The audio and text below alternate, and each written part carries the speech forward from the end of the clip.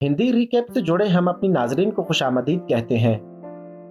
नाजरीन, इस मूवी की इब्तदा सूरा नामी एक लड़की से होती है जो अपने बाजू से 2 पाउंड खून निकालती है। उसमें से आधा फर्श पर बहा देती है, जबकि एक कतरा दरवाजे के करीब टपका देती है और बाकी खून एक बर्तन में डालकर उबालने के लिए रख देती है। इसके बाद वो अपनी खमीज को एक तकिए में रख कर कई मरतबा उसमें चाकू घोंपती है। फिर वो अपने खून को कमीज पर बराबर अंदाज में फैला देती है। जैसे ही ताक़ुब करने वाला युन नामी शख्स दरवाजे का ताला खोलने ही वाला था, वो गहरी सांस लेकर सोफे पर लेट गई और अपनी सांसें रोक ली, जैसे ही वो मर चुकी है। जब युन अंदर दाखिल हुआ तो वो गलती से उस खून के कतरे पर कदम रख बैठा, जिससे उसके आने का वाज़ेह सबूत रह गया। इसके बाद उसकी नज़र सोफे पर पड़ी लाश पर गई और वो खौफज़दा होकर भाग निकला। अब सूरा मौके से फायदा उठाती है।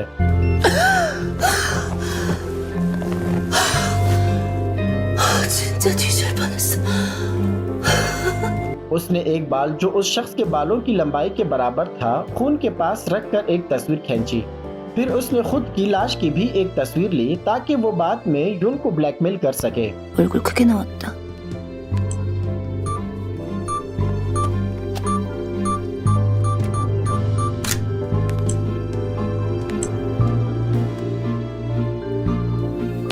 सफाई के दौरान उसने जानबूझकर सोफे के नीचे खून का एक कतरा छोड़ दिया ताकि पुलिस को एक और सबूत मिल सके। इस तरह युन कत्ल का सबसे बड़ा मुश्तबा शख्स बन गया। लेकिन युन मामले के तह में जाना चाहता था। वो दोनों युन के घर पर हमला आवर हुए, लेकिन हैरत अंगेज तौर पर वो नाकाम हो गए।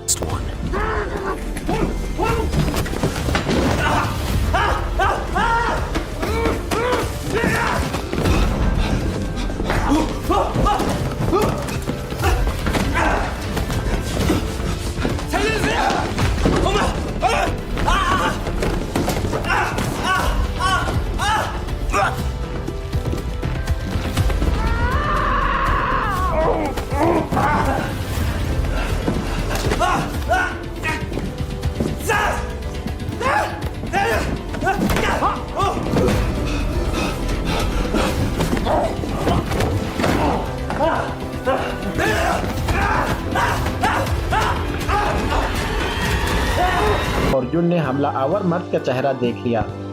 वो शख्स अब ये जान चुका था कि उसकी शिनाख्त हो चुकी है, तो वो शख्स घबरा गया और खुद को पुलिस के हवाले करने लगा। लेकिन युन, जो बज़ाहिर मासूम और बेज़रर लग रही थी, ने मौके से फायदा उठाया। उसने उस शख्स को जज्बाती अंदाज में किस करने लगा और इसी समय रस्सा उसके गले में डालकर उसे कत्ल कर दिया। फिर उसने अपने मंसूबा बी पर अमल करना शुरू किया। वो एक बेसबॉल ग्राउंड में गई और मशीन के जरिए खुद को चोटें दी ताकि ऐसा लगे कि उसे मारा पीटा गया है। फिर वो सीधा युन के घर पहुंची। वहां पहुंचते ही उसने अपनी टांग पर चाकू घोंप दी, जिसे देखकर युन हैरान रह गया। तो इसी समय वो युन पर हमलावर हो जाती है। अब दोनों के बीच लड़ाई शुरू हो जाती है। जब पुलिस पहुंचने ही वाली थी तो उसने चीख कर मदद के लिए पुकारा।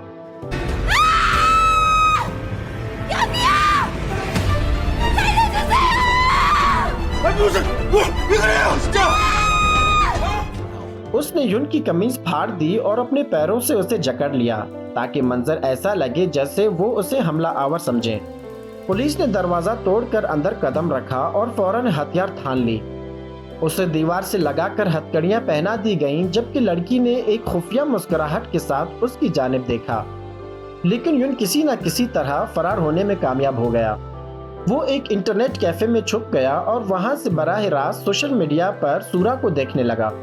वो देखता है कि स्क्रीन पर वही सूरा लड़की है जो रोती हुई अपनी बेबसी की कहानी सुना रही थी कि कैसे उस पर जुल्म किया गया। लेकिन फिर उसे एक नोट मिला। ये युन की तरफ से था, जिसमें एक तस्वीर हासिल करने के लिए एक मखसूस जगह पर पहुंचने का कहा गया था। अगर वो ना आती तो युन वो तस्वीर पुलिस को दे देता। खौफज़दा होकर वो वहां पहुंच गई, लेकिन मुलाकात पर युन ने तस्वीर का जिक्र ही नहीं किया, बल्कि उसने कुछ और ही सवाल कर दिया। युन ने उससे पूछा कि वो गली में आवारों कुत्तों को क्यों अपनाती है। वो हमेशा सोशल मीडिया पर पोस्ट करती थी कि वो लावारिस जानवरों का ख्याल रखती है, लेकिन जब वो चहलकदमी के लिए निकलती है तो हमेशा सिर्फ 5 ही कुत्ते साथ होते हैं।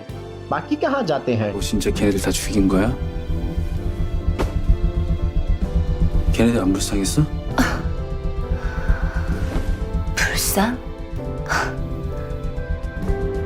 나는 내가 제일 불쌍해. 난 뭐 걔들 죽이면서 마냥 좋았는 줄 알아? 나도 울었어. 근데 너무 많으면 감당이 안 되는데 뭐 어떡해? 나도 먹고 살려면 어쩔 수 없는데 어떡? फिर अचानक उसने युन पर हमला कर दिया। जब युन को होश आया तो वो जमीन पर बंधा हुआ था और लड़की कमरे की खिड़कियां और दरवाजे टेप से बंद कर रही थी। 위선은 내가 써놨어. 넌 공범 죽인 죄책감에 공범집에서 자살하는 거고 난 완전 무결한 피해자. उसका इरादा था कि कोयले की धुएं से उसे मार दे और उसके साथ ही एक खुदकुशी नोट रख दे जिसमें लिखा होता युन अपने जराइम और अवामी नफरत से तंग आकर खुदकुशी कर रहा है।